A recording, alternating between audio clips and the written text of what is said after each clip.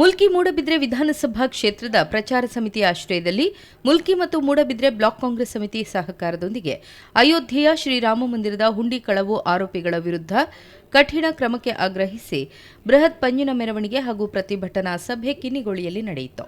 ಪ್ರತಿಭಟನಾ ನಿರತರನ್ನುದ್ದೇಶಿಸಿ ಪ್ರಧಾನ ಭಾಷಣಕಾರರಾಗಿ ಮಾತನಾಡಿದ ದಕ್ಷಿಣ ಕನ್ನಡ ಜಿಲ್ಲಾ ಧಾರ್ಮಿಕ ಪರಿಷತ್ ಸದಸ್ಯ ಲಕ್ಷ್ಮೀಶ ಗಬ್ಲಡ್ಕ ಅವರು, ರಾಮನ ಹೆಸರಿನಲ್ಲಿ ರಾಜಕಾರಣ ಮಾಡಿ ಧಾರ್ಮಿಕ ಭಾವನೆಗಳಿಗೆ ದ್ರೋಹ ಮಾಡಿದ್ದ ಬಿಜೆಪಿಗೆ ಧಿಕ್ಕಾರವಿರಲಿ.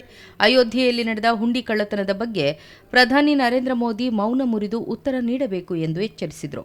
41% ಮತದಾನ ಇಂಡಿಯಾ ಒಕ್ಕೂಟಕ್ಕೆ ಸಿಕ್ಕಿದೆ. ಮತಗಳು 47% ಮಾತ್ರ ಅವರಿಗೆ ಸಿಕ್ಕಿದ್ದು. ತಿಳ್ಕೊಳ್ಳಿ, 1% ವ್ಯತ್ಯಾಸದಿಂದಾಗಿ ಅವರ ಅಧಿಕಾರಕ್ಕೆ ಬಂದರು. ಆದರೆ ಕಳೆದ 14 ವರ್ಷಗಳ ದುರಾಡಳಿತ ಇವತ್ತು ಪೀಕಿಗೆ ತಲುಪಿದೆ, ತುದಿಗೆ ತಲುಪಿದೆ.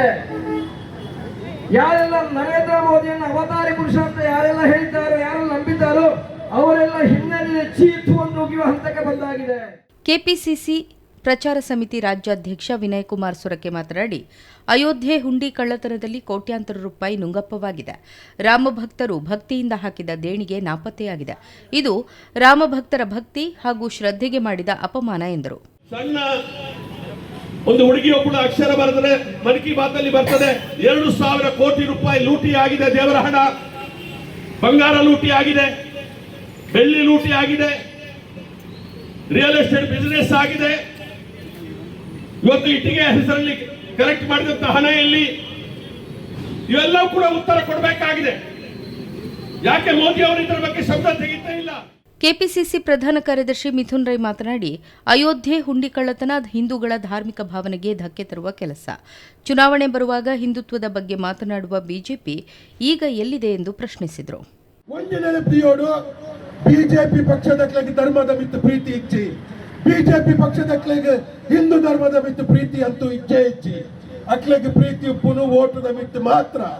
ಓಟುಗೋಸ್ಕರ ದೇವೇರನ್ನು ರಸ್ತೆ ಕಣತದ ಹರಾಜ್ ಮಲ್ಪುರಲ್ಲ ಕೆಲಸ ಕಾರ್ಯ ಮಲ್ಪೇರು. ಓಟುಗೋಸ್ಕರ ಒವೇ ರೀತಿಯ ನಾಟಕಲ್ಲ ಮಲ್ಪೇರು.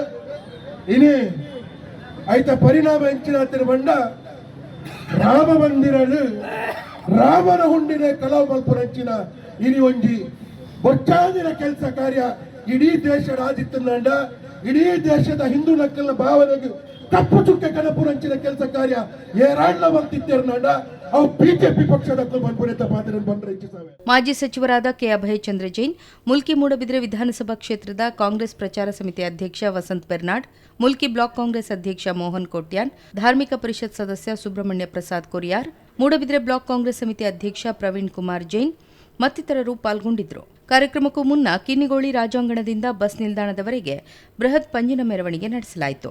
ಸಾವಿರಾರು ಮಂದಿ ಕಾರ್ಯಕರ್ತರು ಬಿರುಸಿನ ಮಳೆಯಲ್ಲಿ ಪ್ರತಿಭಟನೆಯಲ್ಲಿ ಪಾಲ್ಗೊಂಡಿದ್ದರು.